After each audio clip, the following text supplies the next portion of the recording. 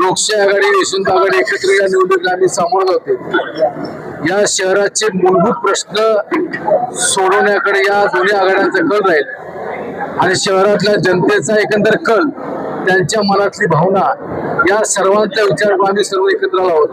मी आपल्याला या माध्यमातून खात्री विश्वास देतो, या शहराच्या विकासासाठी आम्ही कटिबद्ध राहू आणि अतिशय चांगल्या प्रकारचं काम करू अशा बोलण्याची खात्री या माध्यमातून आम्ही देतो।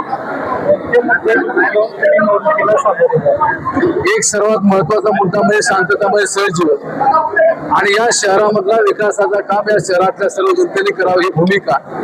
आणि जे पाण्याचा प्रश्न आहे आपल्याला जाणवत नाही, पण भविष्यात अडचणी येऊ यासाठी प्रयत्न करते। वाढत्या लोकसंख्येचा स्वच्छतेचा प्रश्न आहे, घनकचऱ्याचा प्रश्न आहे, त्याचप्रमाणे पार्किंगचा प्रश्न मोठा आहे। असे अनेक प्रश्न आम्ही समोर उभे, कारण अलीकडच्या काळामध्ये वाहनांची संख्या मोठ्या प्रमाणात वाढते। आताच पत्रकार परिषदेने सांगितलं की विकास ही निरंतर चालणारी असलेली प्रक्रिया आहे।